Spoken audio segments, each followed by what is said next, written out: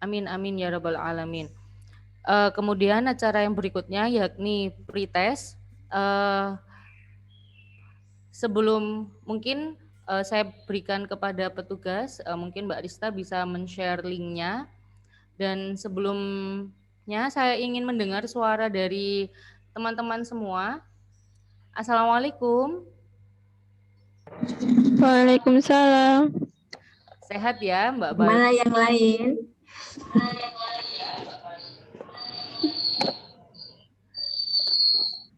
Mungkin nanti yang sedang kegiatan MPLS, jika sudah selesai bisa diminta untuk segera bergabung ke sini ya. Dan nanti silakan disimak untuk penyampaian materinya karena kita ada beberapa voucher di mana voucher ini bisa digunakan teman-teman untuk mendaftar di Universitas Nahdlatul Ulama Surabaya.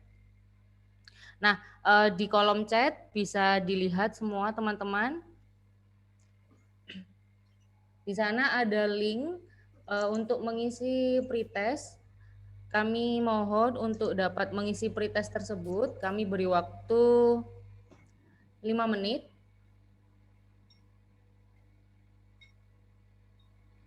Ya, apabila ada kesulitan mungkin bisa segera dikomunikasikan dengan kami ya.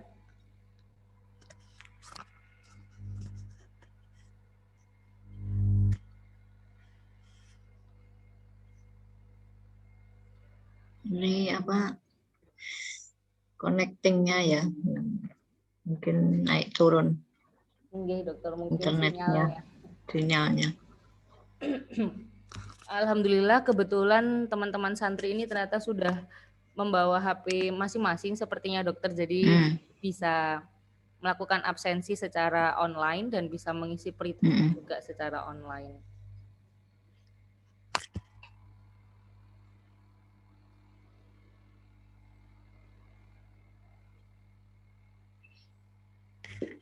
Apabila sudah selesai mengisi pretestnya, teman-teman bisa kembali menyalakan videonya ya. Kita akan melanjutkan acara yang berikutnya.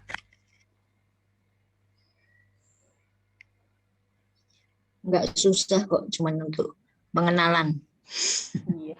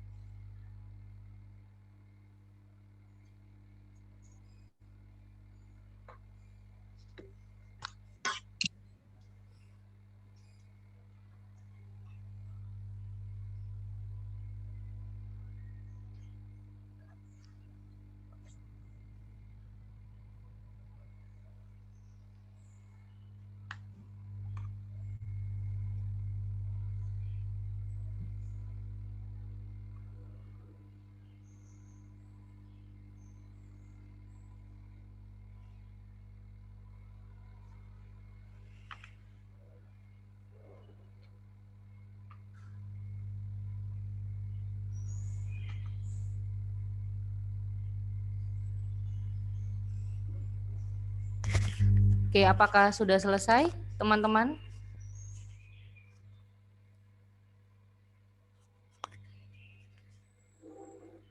Belum, Bu. Oke.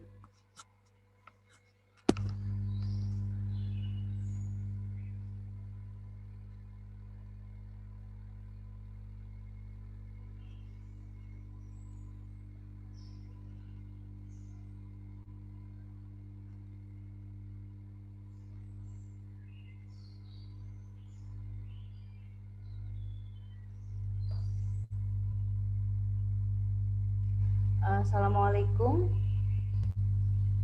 Oke, tidak jadi bergabung ternyata. Ya, ini masih sedikit ya.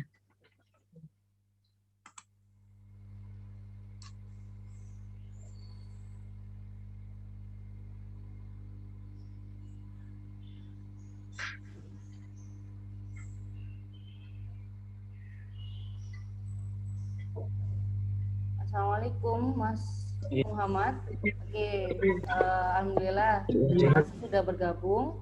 Kami akan mengirimkan kembali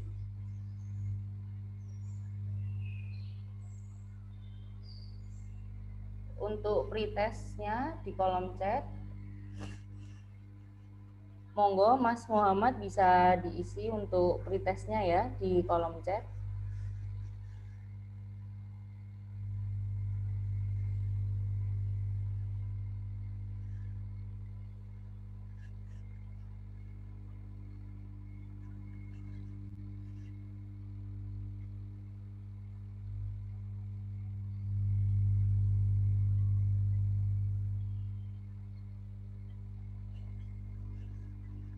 Mungkin yang lain apakah sudah selesai?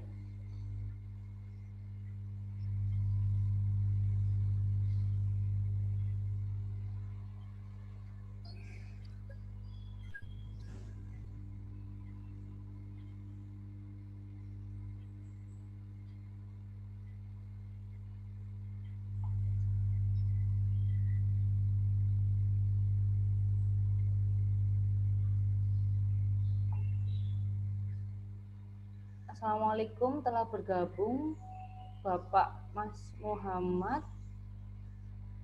Terima kasih. Berikut kami kirimkan link pretestnya. Mohon untuk mengisi link berikut ya.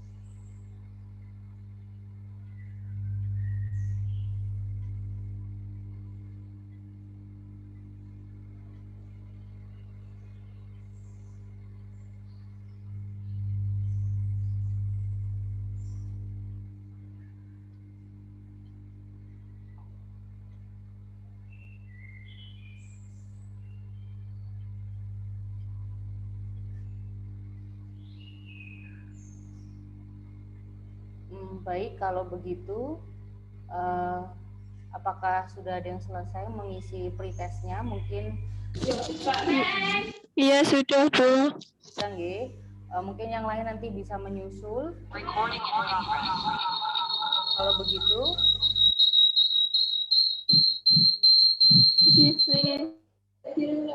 kalau begitu bisa kita mulai untuk acara berikutnya, yakni penyampaian materi tentang hadapi pandemi COVID-19 jalani new normal.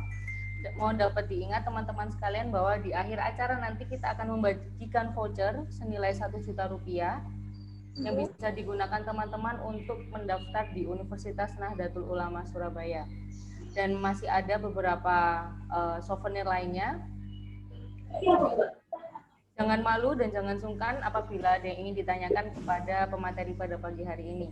Nah, untuk mempersingkat waktu dan tempat kami persilakan kepada Dr. Utami Ambarsari, spesialis radiologi. Ya. Ya, terima kasih Mbak Gupta selaku pembawa acara untuk pagi hari ini. Alhamdulillah pagi hari ini kita dapat melakukan insya Allah pengabdian masyarakat ya, edukasi atau penyuluhan mengenai apa-apa saja terkait dengan COVID-19. Assalamualaikum warahmatullahi wabarakatuh kepada semua yang hadir di sini, para santri, dan mungkin ada pengasuh juga ya, pondok pesantren yang bisa menyempatkan hadir dalam acara edukasi pagi hari ini ya. Saya Dr. Utami, spesialis radiologi, sebagai pemateri akan memberikan presentasi ya, mungkin sekitar 30 menit nanti atau 20 menit nanti, tergantung waktunya juga kita lihat. Izin saya share screen terlebih dahulu.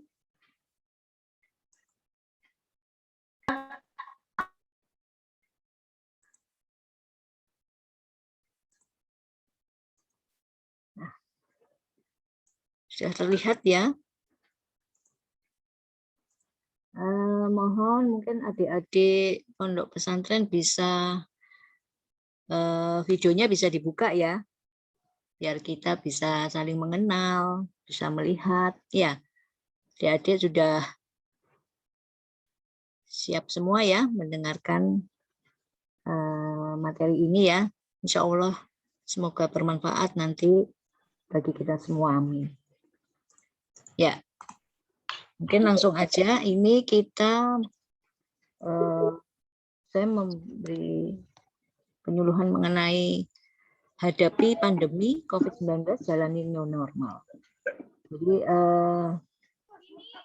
kita tahu ini merupakan masa yang sulit ya, situasinya, namanya, kondisinya. Sudah 1,5 tahun kita mengalami kejadian ini ya, bahwa virus corona ini Maret ya, bulan Maret 2020 tahun lalu, sudah 1 tahun lebih, 1,5 tahun sudah kita menghadapi paparan virus ini ya. Apa yang terjadi, mungkin adik-adik semua juga sudah melihat di televisi, di medsos dan sebagainya ya. Tetap hati-hati, waspada dalam menerima semua berita. Mari kita lanjutkan. Ini saya slideshow dulu. Oke. Ya, mungkin nanti kita biar santai ya, nggak terlalu ini sekali ya, nggak terlalu serius, tapi tetap kita untuk mengetahui apa aja nanti mengenai diagnosis coronavirus, gejala klinisnya, ya, pemeriksaannya, dan penularannya, ya, terutama nanti kita bicara mengenai ini ya, karena ini sangat penting ya untuk adik-adik semua dan kita semua ya, untuk kita lebih waspada ya, untuk kita lebih waspada dalam menghadapi situasi seperti ini yang sekarang kita jalani seperti ini. Ya, diawali dengan kita mengenal apa sih coronavirus itu, atau virus corona, atau untuk yang sekarang COVID-19. Mohon maaf, mungkin bisa di mute ya, minta tolong untuk suaranya biar enggak masuk. Saya ulangi bahwa coronavirus ini adalah atau merupakan penyakit infeksi yang multisistem, kompleks, yang sebagian besar memang dominan menyerang pada organ paru-paru ya. Ini menurut C. Huang et al. Tahun 2020. Kemudian terutama memang disebabkan sindroma pernafasan akut oleh virus SARS-CoV-2 ini ya, SARS-CoV-2. Sebelumnya memang ada virus sejenis yang sudah mengenai ya, menginfeksi di beberapa negara, tetapi tidak menjadikan suatu melewati masa kritisnya dan berhasil selamat. Ada beberapa sebagian orang yang dengan sistem kekebalan tubuhnya ini masih kurang dalam mempertahankan kerusakan organ-organ akibat virus ini dan menyebabkan kematian. Jadi sebagian orang dengan sistem imun yang baik dia dapat bertahan, sedangkan sebagian orang dengan sistem imun yang kekebalan tubuhnya yang kurang ya itu tidak mampu bertahan sehingga menyebabkan kematian. Karena yang terutama yang diserang di sini adalah memang organ paru-paru. Tidak menutup kemungkinan organ lain pun sekarang juga sudah mulai bisa menimbulkan suatu kelainan akibat virus tersebut. Sehingga virus ini memang kita harus lebih dan lebih waspada dan hati-hati. Ini bukan sesuatu penyakit yang hina, bukan suatu penyakit yang mesti harus dikucilkan, misalkan seperti itu, atau suatu penyakit yang menjijikkan, misalnya seperti itu, bukan termasuk penyakit seperti itu. Ini adalah virus, virus yang ganas, sehingga mohon untuk dipahami bahwa pasti mungkin adik-adik kalau melihat televisi banyak orang masih belum percaya, masih banyak orang yang tidak merasa itu tidak ada penyakitnya, dan beberapa berita pun juga menyebutkan ini adalah berita bohong, penyakit bohong-bohongan ya.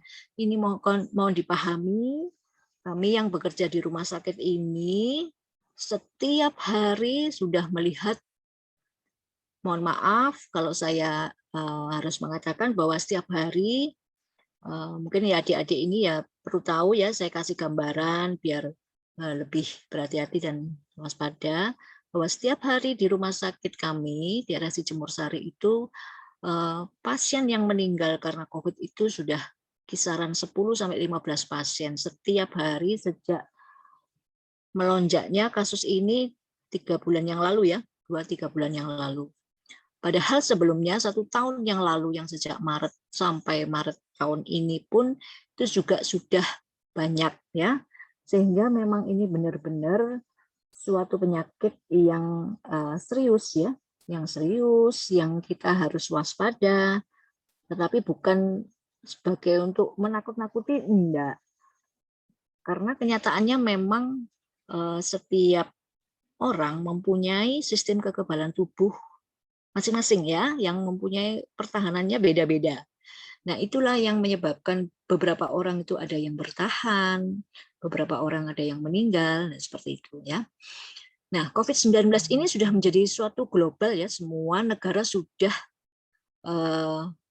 terkena ya, dampaknya memang sangat luas sekali dan telah menyebabkan banyak kematian di banyak negara. Kita tahu berita kemarin di India begitu dahsyatnya lonjakan, ini ada virus yang lebih mematikan lagi untuk varian Delta ya. Itu beda lagi variannya dibandingkan yang 1 tahun lalu ya, yang mulai timbul, yang mulai ada virus ini. Nah, untuk yang di India kemarin 2 bulan yang kemarin yang begitu beritanya begitu heboh ya, itu menyebabkan kematian banyak warganya di sana dan sangat tinggi.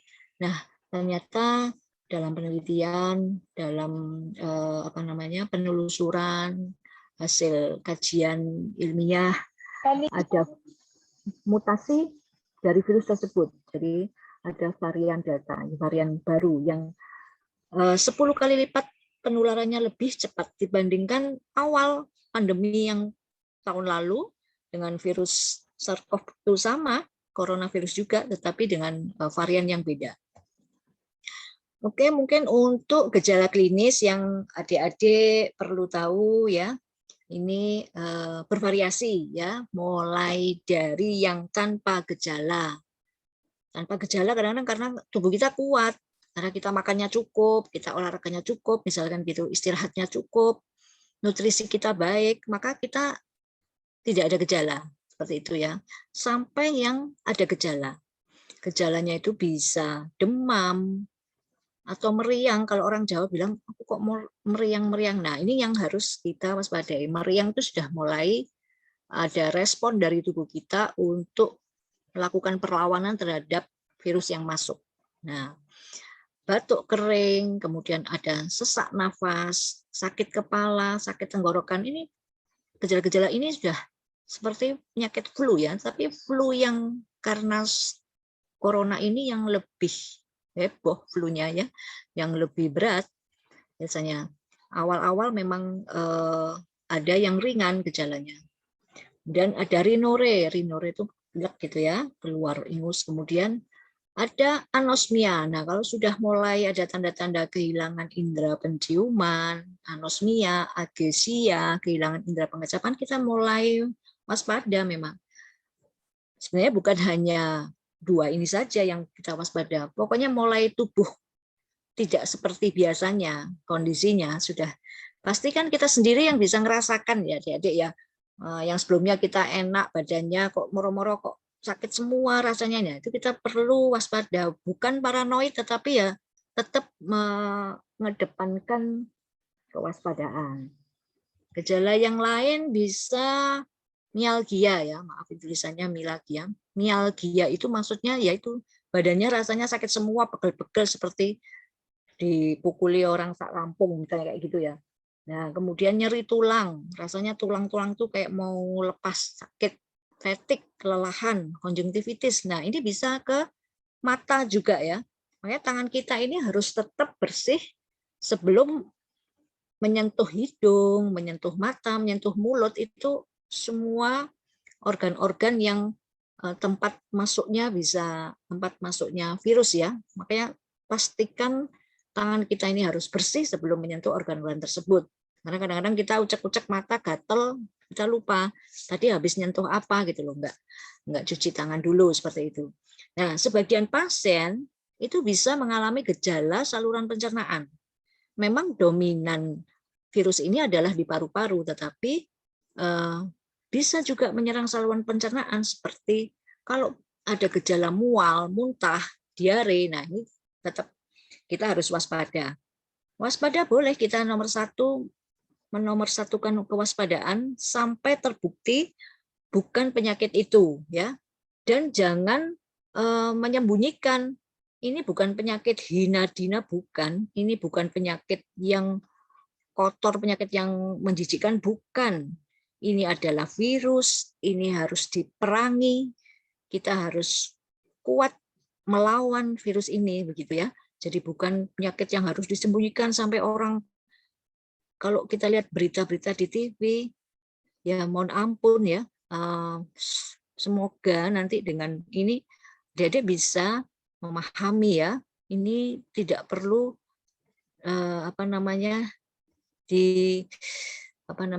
tidak perlu yang merasakan bahwa penyakit ini suatu yang harus ditutupi seperti itu ya. Karena semakin kita tahu, semakin cepat penanganannya, semakin cepat tingkat kesembuhannya nanti ya, kalau semakin tahu di awal. Nah, sebagian pasien itu juga dapat mengalami gejala berat ya. Tadi selain gejala-gejala yang tadi demam, batuk, sakit tenggorokan, ini kemudian itu masih ringan sedang ya.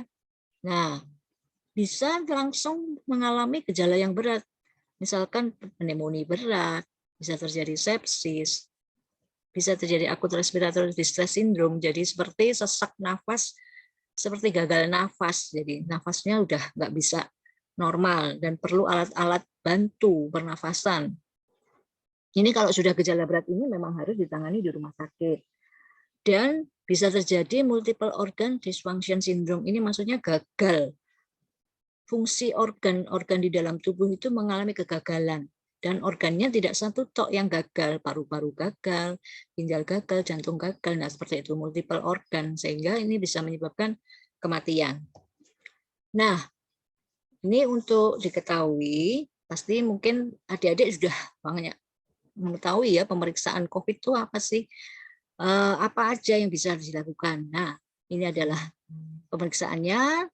Untuk laboratorium itu tes PCR, atau swab antigen atau screening, beda ya antara tes PCR dengan swab antigen, karena kalau tes PCR kita bisa mengetahui antigen dan antibodi kita.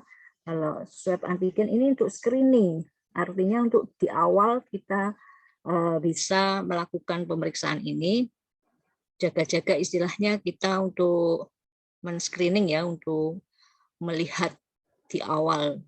Misalkan ada terasa tidak enak di tenggorokan, nah mungkin swab antigen terlebih dahulu. Kemudian baru bisa dilanjutkan PCR.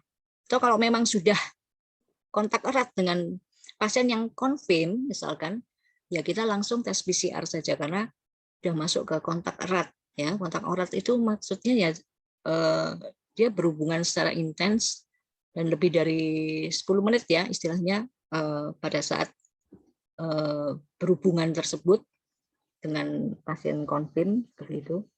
Kemudian kalau radiologi, nah ini bagian saya. Selama di rumah sakit saya membaca foto toraks pasien-pasien yang terkonfirm atau masih probable, masih suspek gitu ya, masih curiga ke arah sana. Nah, biasanya gambaran foto toraksnya ini ada, ya kalau kalian lihat ini ada putih-putih, ini adalah suatu kelainan radang di paru-paru. Ini adalah pneumonia kalau yang seperti ini. Nah, ini yang saya lakukan di rumah sakit, membaca fototorak, menganalisa pasien-pasien yang dilakukan pemeriksaan fototorak yang entah itu curiga dengan gejala-gejala yang ada tersebut, dicurigai suatu COVID, ataukah memang sudah terkonfirm PCR-nya positif, misalnya seperti itu, dilakukan fototorak. Hasilnya bermacam-macam, ada yang hasilnya seperti ini, ada yang masih normal, ada yang bronkitis, seperti itu ya. Jadi itu semua kita lakukan. Nah, ini contoh pemeriksaan PCR. Mungkin adik-adik ada yang sudah melakukan ya, bagaimana sih dilakukan pemeriksaan PCR. Untuk presentasi kali ini saya ini lebih mengedepankan pencegahan, pemeriksaan seperti itu ya, untuk pengenalan lebih jauh. Jadi kalau PCR itu kita diambil spesimennya dari hidung, kemudian diambil spesimennya dari mulut. Memang terasa tidak nyaman, tetapi ini memang harus kita lakukan jika kita misalkan ada riwayat gejala atau kontak erat seperti itu.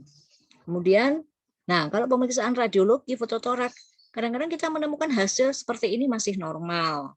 Misalkan walaupun sudah tes PCR itu belum tentu hasilnya langsung menjadi radang paru, belum tentu. Jadi semua mesti kita lakukan untuk dilihat satu persatu, dianalisa.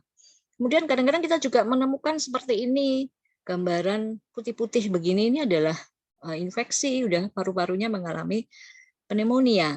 Nah, kalau yang sudah seperti ini biasanya pasien-pasien yang sudah berat sekali pneumonianya, sudah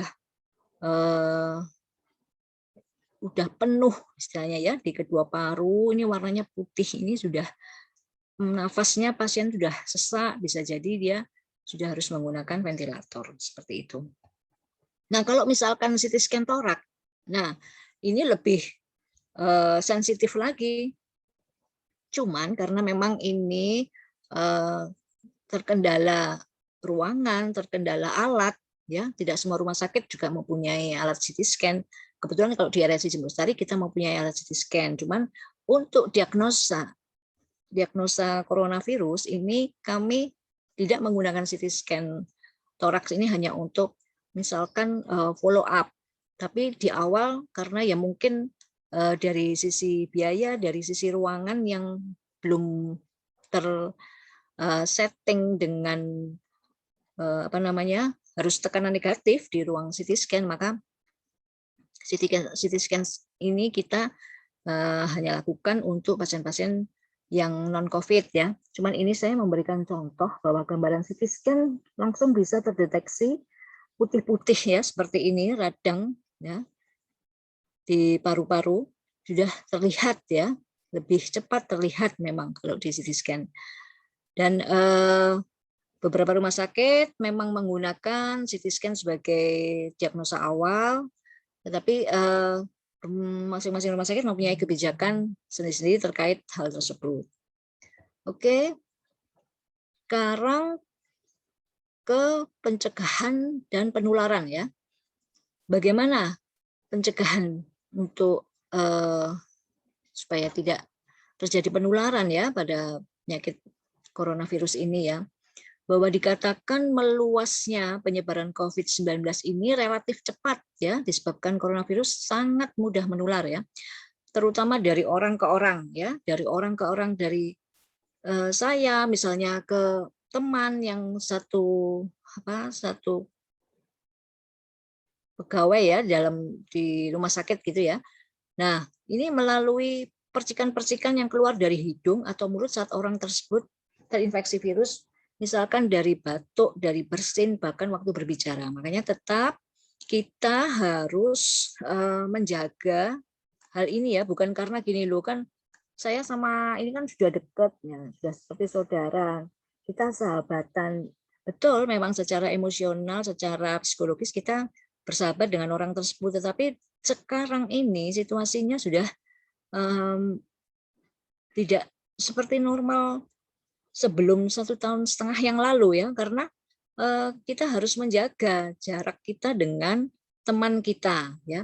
Apalagi sekarang COVID-19 ini yang ada sekarang adalah varian Delta atau yang disebut tipenya B16172. Ini merupakan penyakit COVID-19 disebabkan oleh virus corona yang telah bermutasi. Nah, ini yang muncul ini, varian virus corona ini yang sangat menular ya, sangat cepat penularannya.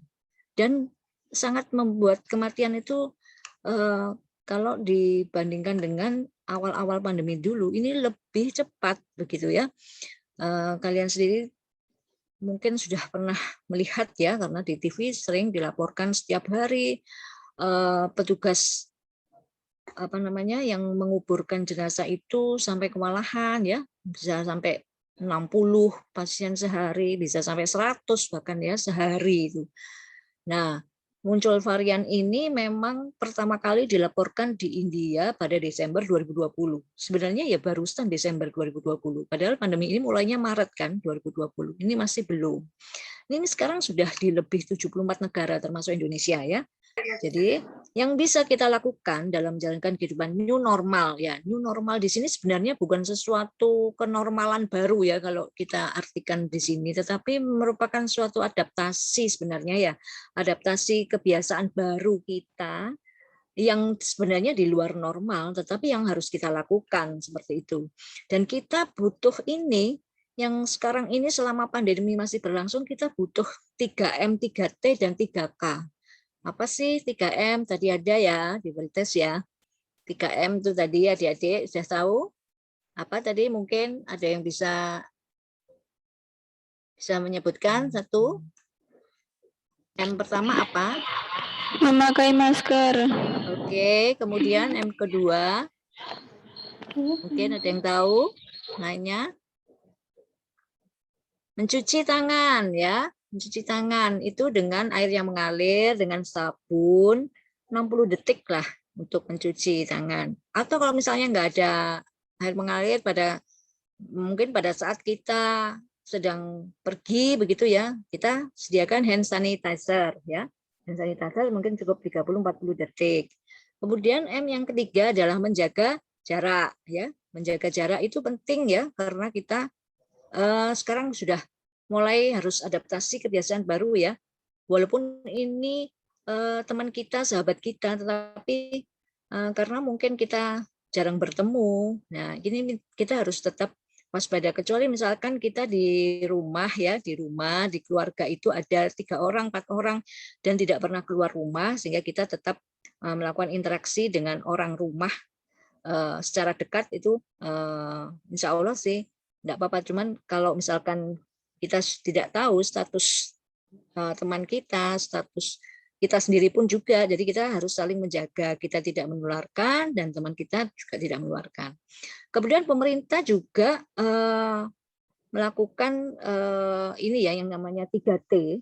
3T itu adalah testing dulu ya. T pertama itu testing, jadi dikejar testing untuk mengetahui apa namanya ya secara acak dikejar untuk mengetahui pemeriksaan swab PCR ya, terutama mengetahui beberapa positif rate-nya. Beberapa masyarakat mungkin di area-area tertentu itu harus dilakukan testing. Kemudian yang kedua adalah tracing. Tracing T yang kedua ini untuk melacak, menelusur. Jadi misalkan setelah dilakukan testing ternyata ada yang reaktif atau positif gitu ya, maka dilakukan tracing. Tracing itu menelusur mungkin yang siapa-siapa aja yang terdekat yang berhubungan dengan orang tersebut, seperti itu. Kemudian T yang ketiga itu adalah treatment. Nah, treatment ini kan sudah masuk ke dalam perawatan, sudah masuk ke dalam penata laksanaan. Nah, ini kan berarti sudah harus entah itu yang ringan, sedang, berat. Biasanya yang berat itu sudah masuk rumah sakit, yang ringan mungkin sampai sedang isoman, seperti itu. Dan 3K. 3K di sini artinya hindari. Hindari apa saja? Hindari kerumunan, ya, pertama. Atau kontak erat, yang kedua. Kontak erat itu, ya itu tadi, kalau misalkan kita sudah dilakukan testing ternyata memang ada yang positif, maka kita memang harus menghindari yang kontak erat, menghindari kerumunan. Dan misalnya ke pasar, ya kalau misalnya pasarnya ramai ya mungkin lebih baik kita pikirkan misalnya belanjanya yang online seperti itu ya, kan ada. Kemudian K yang ketiga, kita bisa menghindari ruangan tertutup ya. Sekarang ini kalau misalkan adik-adik, alhamdulillah misalkan di pondok pesantren dengan udara yang terbuka, jendela banyak, itu mungkin lebih bagus ya, karena ventilasi, sirkulasi udaranya lebih memungkinkan untuk bisa udara itu masuk dengan baik. Nah, ini edukasi beberapa gambar-gambar dari beberapa sumber bahwa pencegahan dan penularan untuk virus corona itu bagaimana ini supaya masyarakat ini dengan edukasi seperti ini, dengan foto-foto gambar-gambar seperti ini bisa lebih aware seperti itu. Maaf. Ya, seperti ini kita sebut bahwa virus corona jenis baru atau SARS-CoV-2 penyebab COVID-19 merupakan virus yang menyebar terutama melalui kontak dengan orang yang terinfeksi. Nah, ini kan edukasi seperti ini penting ya. Penting mungkin di-share di beberapa kalau misalnya adik-adik punya grup WA seperti itu ya. Tetapi tetap harus dilihat ya istilahnya sumbernya yang bukan hoax ya. Memang sekarang hoax itu banyak, tapi kita harus mengetahui ada ini benar-benar berita yang betul atau berita yang tidak betul seperti itu. Nah, seperti ini misalkan penting sekali setiap orang itu harus mempraktekkan kebersihan pernafasan yang baik ya. Misalnya tutup hidung dan mulut dengan menggunakan tisu sapu tangan, atau misalkan kita bersin pakai lengan seperti ini. Terus membuang apapun itu harus di tempat sampah, mencuci tangan juga dengan sabun ya seperti ini. Etika saat batuk dan bersin. Nah, seperti ini juga. Ini dari ruang guru ini juga sama ya.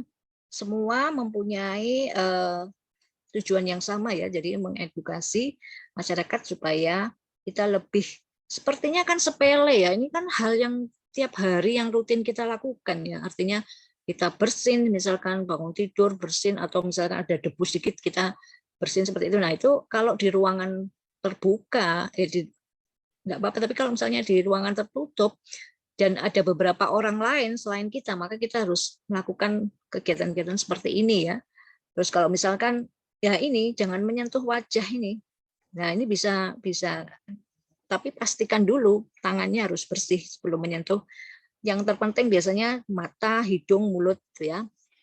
Nah, ini juga beberapa gambar edukasi bagaimana kita harus mencegah wabah coronavirus. Jadi pencegahan coronavirus ini sebenarnya bukan hanya pemerintah yang harus terus-menerus ya. Memang saat ini mungkin pemerintah sudah melakukan upaya macam-macam, tetapi tetap ya masyarakat kita sebagai masyarakat pun juga ikut kontribusi untuk mengurangi ya penyebaran seperti ini, melakukan hal yang benar seperti itu ya, sehingga tidak bertambah banyak pasien-pasien yang terkonfirm seperti itu. Nah, pastikan tangan kita selalu dalam kondisi bersih, terus tutup mulut saat batuk bersin. Nah, ini untuk masak daging dan telur ini untuk ya protein ya, karena pada saat kita sakit itu memang butuh protein yang tinggi. Dari kontak dengan orang yang sedang mengalami gejala flu ini, gunakan APD pada saat melakukan kontak langsung seperti kemarin, mungkin pada waktu Idul Adha mungkin harus menggunakan APD yang baik. Kemudian ini juga sama ya, jadi memang semua itu tujuannya untuk mengurangi penularan, cegah seperti ini ya. Nah, ini tadi yang kita sudah jelaskan 3M itu, yang terutama memakai masker dengan benar, mencuci tangan, menjaga jarak. Nah, saat ini bisa ditambah 2M ya, jadi 5M ya. Menghindari kerumunan, membatasi mobilitas.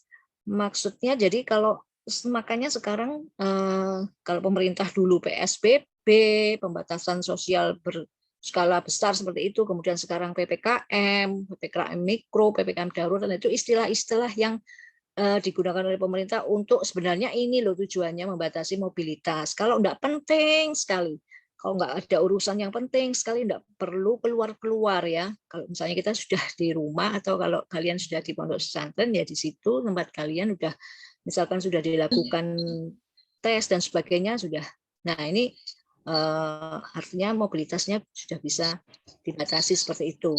Karena gini, berdasarkan penelitian internasional, memakai masker kain dapat menurunkan resiko penularan COVID sebesar 45%. Tetapi memakai masker bedah atau masker medis itu lebih mampu lagi menekan penyebaran hingga 70%.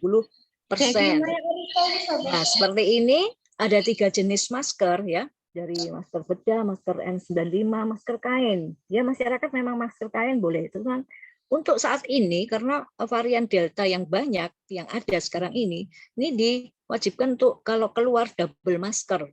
Jadi double masker, misalkan masker bedah, kemudian ditutupi masker kain.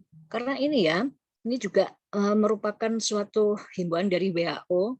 Karena kemarin ada kalau yang sebelum ini itu mungkin kita pakai masker bedah saja masih oke, tetapi karena sekarang ini varian deltanya sudah tinggi, nah diharapkan untuk menggunakan double mask.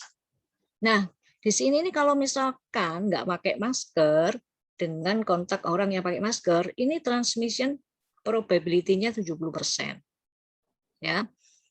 Artinya penularannya bisa segitu. Nah, kalau yang ini hampir sama ya, ini tanpa. Ini yang masker kemudian ini kontak dengan yang ini sekitar 5%. Tetapi sama-sama menggunakan masker, ini kontak 1,5%. Jadi tingkat penularannya 1,5%, persentasenya ya. Jadi lebih baik memang kita sudah berjarak dengan sama-sama menggunakan masker, menurunkan transmisi penularannya. Nah, ini contohnya aja, ini masker kain, kalian sudah tahu ya.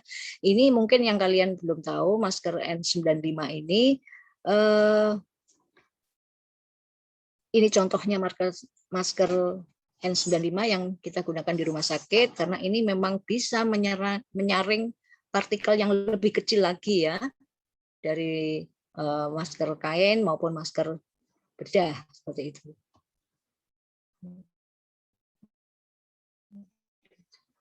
Nah, bagaimana ini perbedaannya masker bedah sama masker N95?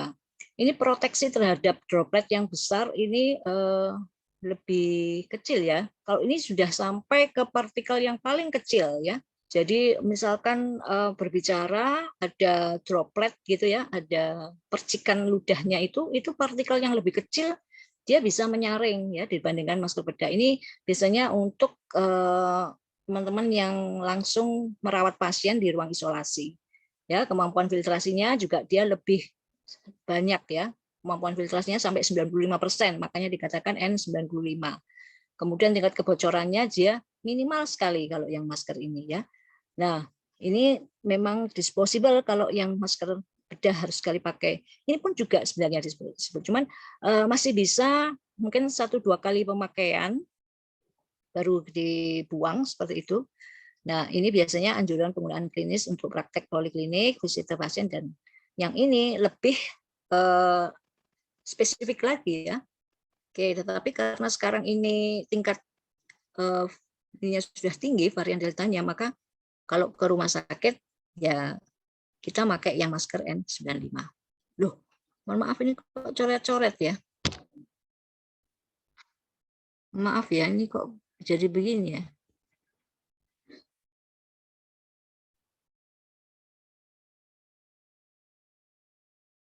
Mungkin tadi pennya dinyalakan, Dokter. Ini kenapa ini? Apanya? Ini udah hilang.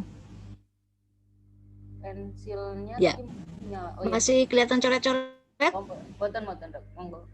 Sudah. Iya, tadi apa ya saya tidak. Sepertinya pensilnya dinyalakan. Saya lanjutkan ya, saya kurang ngerti tadi kok tahu-tahu. Oh, pensilnya. Iya. Oke, saya lanjutkan ya, mohon maaf.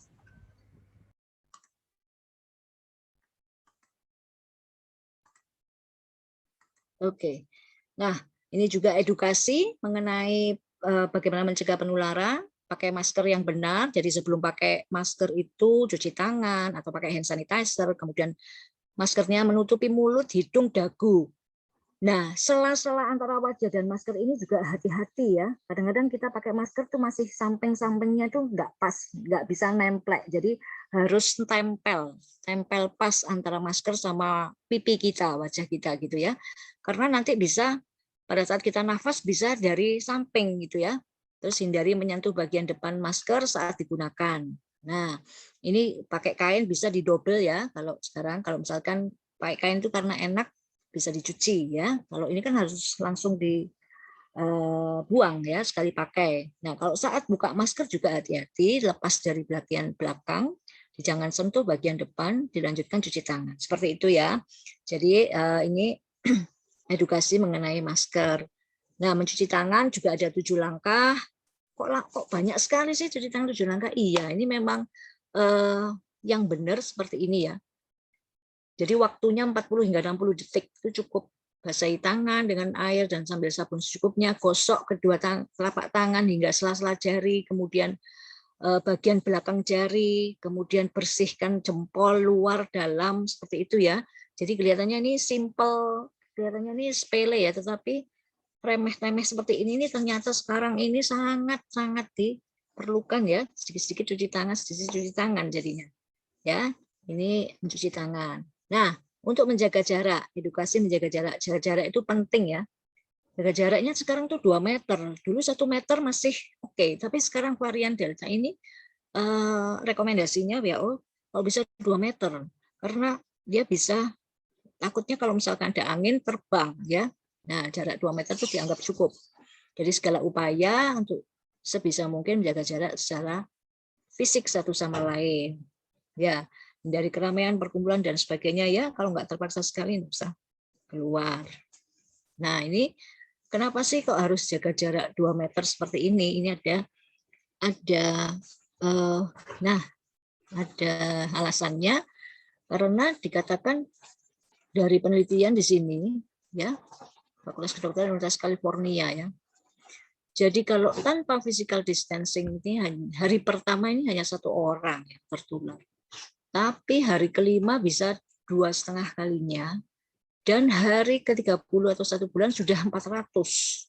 Sedangkan kalau ditambah 50% pengurangan kontak sosial, ini perbandingannya 1,25 hanya 15. Dan kalau ditambah 75% pengurangan kontak sosial dari 1,0,6 hari ke-30 1 bulan itu cuma 2,5. Jadi memang ini upaya-upaya yang harus kita lakukan ya. Nah, seperti ini juga edukasi, hindari penggunaan transportasi publik sebisa mungkin. Kalau misalkan nggak ada, pakai Gojek ya, cari Gojek yang ada tutup antara badannya dia ya. Tengah-tengah itu biasanya dikasih akrilik seperti itu. Terus hindari kunjungan ke rumah teman, kerabat, kita nggak tahu apalagi kelompok usia tua. Kemudian kurangi pergi keluar rumah, kecuali untuk memang ini yang nggak bisa kita hindari ya. Beli makanan kan setiap hari kita harus makan. Nah, olahraga ini juga Mungkin sekarang ini mungkin lebih baik olahraga di tempat masing-masing. Kalau dulu mungkin pengen goes, pengen jalan pagi keluar, tapi sekarang mungkin lebih baik sementara ini karena situasi seperti ini di sini di tempat masing-masing.